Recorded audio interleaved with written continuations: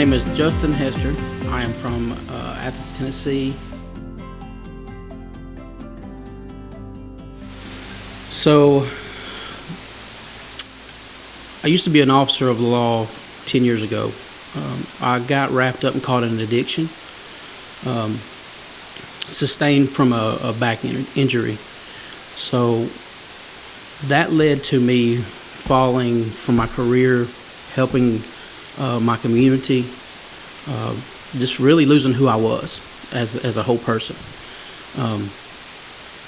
I felt like I was a really good officer and was held in high regards in the community. Once I worked there, after 10 years of serving your community, you get to know people and you get to understand who they are. The downfall of that is I lost who I was during that addiction. So during that process, I actually had a film crew ride with me, just kind of like a Cops episode. It was different. Never had that before. They just kind of really diving into what we have to deal with on a daily basis. At that moment in time, McMinn County, which was the county I'm from, was the methamphetamine epidemic was very, very rapid. It was very out of control. So they did this production of a methamphetamine episode. So they rode with me, and I had to show them around the county. That was probably the first year, the year before my addiction. After sustaining the back injury, I actually fell victim to opioid addiction. That opioid addiction was so strong. I would actually go on the interstate and would stop people going to pain clinics and actually taking their pills without them knowing. Wouldn't take them to jail. Wouldn't really execute a proper traffic stop. My focus was mainly getting what I wanted, getting that high, that next high, that next fix. It was so strong that on my off days, if I didn't have any pain medicine, I would go up on the interstate without a weapon, without a vest, without a radio. Nobody would know that I was there. I would get my next fix and go back home and continue to get high. That ultimately led to me getting investigated by the TBI. Once I got investigated by the TBI, I actually pled guilty. I reached out for help at the moment. I guess at the moment I was just broken. They didn't really offer the help. Their help was to land me in jail, which is, they have every right. I was very guilty. Once I got put on probation, I absolutely could not stay away from narcotics, any type of narcotics. My opioid addiction turned into a methamphetamine addiction, something that once I was a police officer, I was very, very scared of, to even really touch, be around. That went quickly out the window once I tried methamphetamine. I really fell victim and addicted to methamphetamine the first time that I tried it.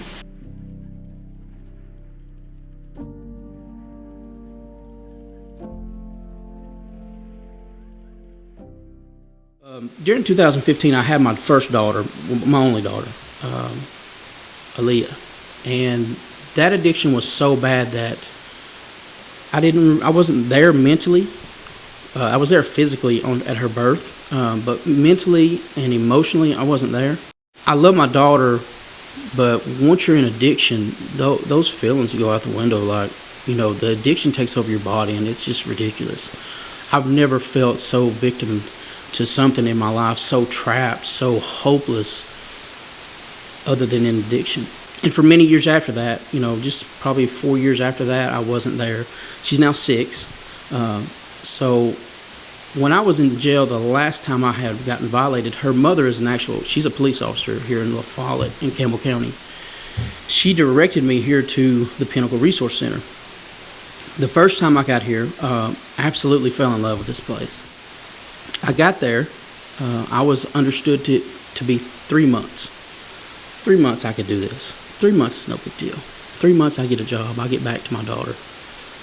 Those 3 months was actually a 9-month program. So during that time of understanding the program, I was ready to flee again. I was like, man, I cannot do this. I was making 1,000 excuses. But I kept close to what Ray said. This is your last chance. And he stuck his neck out for me to get me in that program. And once I got there, I talked to the executive director, Cliff Branham. And he just basically told me, let God, you've done it so many ways and you've failed. You have a great testimony. You have nothing to lose, so just give us a chance. I took that to heart. I didn't really want to take it to heart. I was like, I'm not really big on God. I'm just not that guy. But during the first month, God radically changed my life. He absolutely radically changed me. I am now a Christian.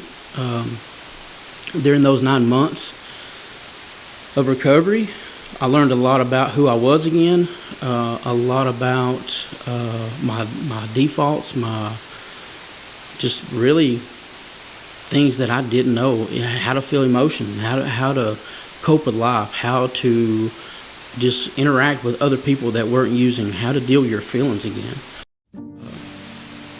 Without coming here to the Pinnacle, without Ray Perry,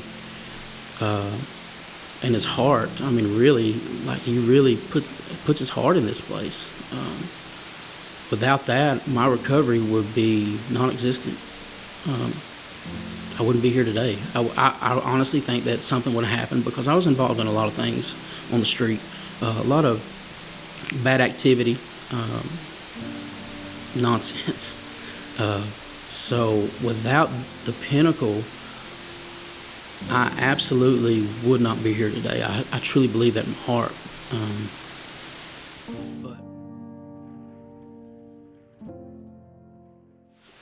So I had lost that feeling of helping your community, but now I have gotten it back.